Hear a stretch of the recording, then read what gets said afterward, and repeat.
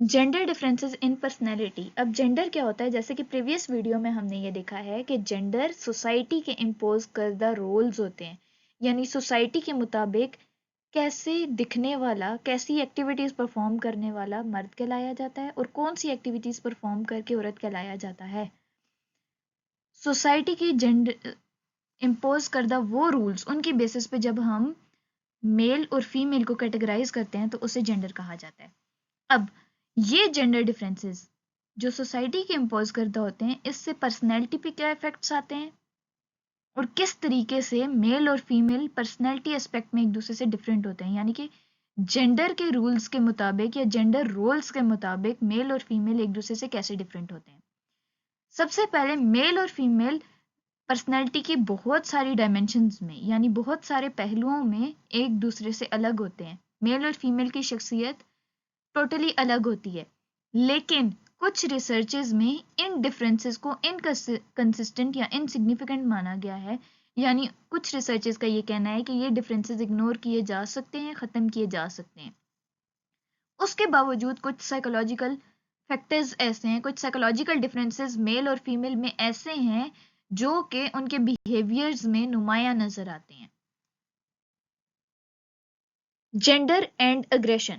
सबसे पहला personality factor जो जेंडर डिफरेंस के हिसाब से हम देखेंगे कि किस तरीके से अग्रेशन शो करते हैं डिफरेंट जेंडर्स, मेल और फीमेल कैसे अग्रेशन शो करते हैं, उसमें हम ये देखेंगे कि मेल्स जनरली ज्यादा अग्रेसिव होते हैं। रिसर्चर्स ने हमें ये बताया है कि मर्द ज्यादा अग्रेसिव होते हैं, ज्यादा गुस्से वाले होते हैं, ज्यादा फ्रस्ट्रेटेड फील करते हैं, उन्हें बहुत गुस्सा आता है एज कंपेयर टू गर्ल्स, और विद द एज ये अग्रेशन उनमें बढ़ती जाती है। फिजिकल और वर्बल अग्रेशन मेल्स में ज्यादा होती है, जबकि फीमेल्स में रिलेशनल अग्रेशन ज्यादा होती है। फिजिकल अग्रेशन किसे कहा जाता है और रिलेशनल अग्रेशन किसे कहा जाता है? फिजिकल अग्रेशन ये है मार पिटाई करना, चीजें तोड़ना। वर्बल अग्रेशन क्या है? अल्फाज के जरिए चीखना, चिल्लाना, गुस्सा करना, गाली गलौज करना। जबकि रिलेशनल अग्रेशन क्या है? रिलेशनल अग्रेशन ये है कि आप अपने एटीट्यूड के जरिए सामने वाले को अग्रेशन दिखाते हो, अग्रेसिव बिहेव करते हो, जैसे कि इग्नोर करना। Physical aggression. Physical aggression boys में गर्ल्स के मुकाबले में ज्यादा देखी जाती है, क्योंकि बॉयज वॉयलेंट और क्राइम्स की तरफ ज्यादा माइल होते हैं, यानी कि लड़कों का ज्यादा बाहर आना जाना होता है, लड़कों के साथ उठना बैठना होता है, सोसाइटी का एक्सपोजर उनको ज्यादा होता है, इसलिए नेगेटिव एक्टिविटीज अडॉप्ट करने की टेंडेंसी भी उनमें ज्यादा होती है। यहां तक कि 2 साल के बच्चों में भी 2 साल की लड़कियों के मुकाबले में लड़कों में ज्यादा अग्रेसिव बिहेवियर शो होता है। उन्हें गुस्सा आता है तो वो अपने हाथ पांव रगड़ते हैं, ज्यादा चीख चिल्ला के रोते हैं एज कंपेयर टू बॉयज। लड़कियां जब अग्रेसिव बिहेवियर अगर शो कर दें, अगर फिजिकल अग्रेशन हो, अगर किसी को मार पीट कर दें, तो उसके बाद वो गिल्टी फील करती हैं, जबकि बॉयज इस चीज को अपना एक पर्सनैलिटी ट्रेट समझते हैं। लड़के गुस्से को, फिजिकल अग्रेशन को अपनी शख्सियत का एक हिस्सा समझते हैं, जबकि लड़कियां अगर फिजिकल अग्रेशन या फिजिकली अग्रेसिव बिहेव करें तो उसके बाद वो विक्टिम के बारे में सोचती हैं और गिल्टी फील करती हैं। Relational aggression.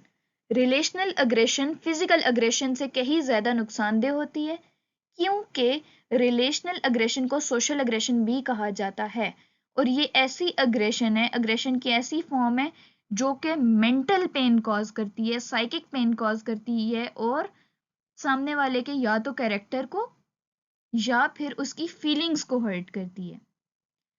इसलिए ये फिजिकल अग्रेशन से कहीं ज्यादा विक्टिम का नुकसान कर सकती है, जैसे कि किसी की इंसल्ट करना, किसी को सोशली रिजेक्ट कर देना, किसी को कमतर समझना, उसका मजाक उड़ाना। इसको कोवर्ट अग्रेशन भी कहा जाता है, और ये फीमेल्स में ज्यादा होती है एज कंपेयर टू बॉयज, एक दूसरे को नीचा दिखाना वगैरह।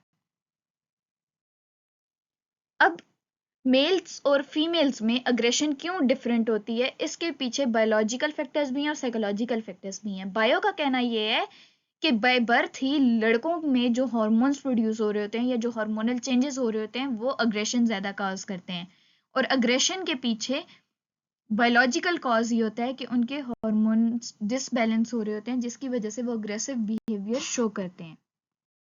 Learning and social factors.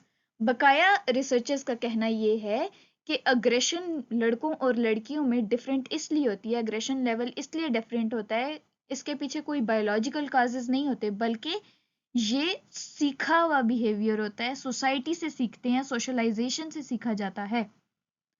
जैसे कि अगर ये बायोलॉजिकल कॉज हो तो ये उम्र के साथ बढ़ना नहीं चाहिए। अगर ये बाय बर्थ ही प्रेजेंट है, हॉर्मोन्स की वजह से गुस्सा आता है, तो गुस्सा टाइम के साथ साथ बढ़ना नहीं चाहिए। लेकिन ये टेंडेंसीज देखी गई हैं कि छोटे बच्चे में, छोटे लड़के में गुस्सा ज्यादा होता है as compared to an adult man. Time के साथ साथ अग्रेशन बढ़ती जाती है, आपका बिहेवियर मजीद अग्रेसिव होता जाता है। इसलिए इसे एक सोशल और लर्नड बिहेवियर कहा गया है, यानी आप अपनी सोसाइटी से ये सब कुछ सीखते हैं और उसके बाद अग्रेसिव बिहेव करते हैं। जैसे कि हमारी सोसाइटी में ज्यादातर इख्तियारात, ज्यादातर कमांड जिसके हाथ में होती है वो मेल मेंबर होता है। वो गुस्सा कर सकता है, वो चीख सकता है, चिल्ला सकता है। लड़कियों को ऊंची आवाज में बात तक करने की इजाजत नहीं है। इसीलिए अग्रेशन को भी एक सोशलाइजेशन का नतीजा समझा गया है और कहा गया है कि ये लर्निंग के थ्रू सीखी गई है, ना कि ये बायोलॉजिकल है या बाय बर्थ प्रेजेंट है। अगर ये बाय बर्थ प्रेजेंट है तो टाइम के साथ साथ इंक्रीज क्यों हो रही है? Gender differences in bullying. Different life situations में जेंडर डिफरेंसेस को कंसिडर किया जाता है या जेंडर्स को डिस्क्रिमिनेट किया जाता है। कहीं पे मेल्स के साथ यानी मेन के साथ, लड़कों के साथ नाइंसाफियां की जाती हैं और कहीं पे लड़कियों के साथ। इसी तरह कुछ सिचुएशंस हम देखेंगे। सबसे पहले बुलिंग। बुली करना किसे कहते हैं? एक ऐसा प्रोसेस जिसमें हम किसी को छेड़ते हैं, चाहे उसमें हमारा कोई फिजिकल एक्शन है, कोई वर्बल एक्शन है, यानी हम या बात कर रहे हैं या टच कर रहे हैं, या कोई जेस्चर्स, कोई इशारा हमारा इस किस्म का है जिससे सामने वाला ऑफेंड होगा। और ये बहुत ज्यादा कॉमन है स्कूल स्टूडेंट्स में। जब कोई नया स्टूडेंट आता है, कोई न्यू कमर आता है, तो उसे बुली किया जाता है। लेकिन यहाँ पे भी जेंडर डिफरेंसेस होते हैं। लड़कों को बुली करने का तरीका डिफरेंट होता है, लड़कियों को बुली करने का डिफरेंट है। अगर कोई को एजुकेशन, यूएस में रिसर्चर्स ने ये शो किया है कि वहाँ के स्कूल्स में लड़कों को बुली करने का तरीका डिफरेंट है। उन्हें भागने को दे दिया जाएगा कोई काम, या सीढ़ियाँ चढ़ने को बोल दिया जाएगा, या डिफरेंट टास्क परफॉर्म करने को कह दिया जाएगा। लेकिन उनके मुकाबले में लड़कियां जो एक्सपीरियंस करती हैं वो टोटली डिफरेंट डायमेंशन है। उन्हें सेक्सुअल टीज किया जाता है, उन्हें प्राइवेट पार्ट्स पे टच किया जाता है, उन्हें बैड टचेस की शिकायत होती है, जिसकी वजह से कुछ लड़कियां इतनी ज्यादा ऑफेंड हो जाती हैं, इतनी डर जाती हैं कि वो आइंदा स्कूल जाना ही नहीं चाहती। Gender differences in non verbal communication and behaviours, यानी ऐसा बिहेवियर जो कि फिजिकल टच से नहीं शो किया जाता, जो बातों से नहीं शो किया जाता, जो वर्ड्स में नहीं एक्सप्रेस किया जाता, आपके इशारे, आपकी बॉडी लैंग्वेज, आई मूवमेंट वगैरह। तो ये देखा गया, रिसर्च ने ये बताया, ये ऑब्जर्व किया गया है कि मेल और फीमेल में, लड़कों और लड़कियों में नॉन वर्बल कम्युनिकेशन लड़कियों की ज़्यादा स्ट्रांग होती है। वो नॉन वर्बल कम्युनिकेशन को लेकर ज़्यादा सेंसिटिव होती हैं। नॉर्मली लड़कियां नेगेटिव फीलिंग्स को कैप्चर कर लेती हैं। इसके साथ साथ लड़कियों की बॉडी लैंग्वेज बहुत ही वेल डिफाइंड होती है। अगर वो हड़बड़ा रही हैं तो उनके हाथ पैर भी कपकपाहट का शिकार होंगे, और इसके साथ ही अगर वो टेंस हैं तो उनका पोस्चर भी ये चीज़ शो करेगा। उनका सिटिंग पोस्चर फॉर्मल होगा अगर वो बहुत ही ज़्यादा कॉन्फिडेंट फील करेंगे। तो लड़कियां नॉन वर्बल कम्युनिकेशन और बिहेवियर्स में वेल डिफाइंड होती हैं।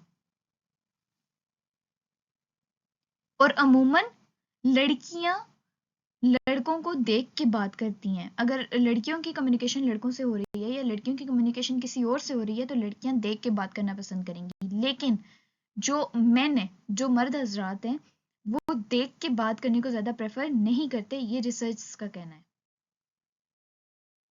टचिंग।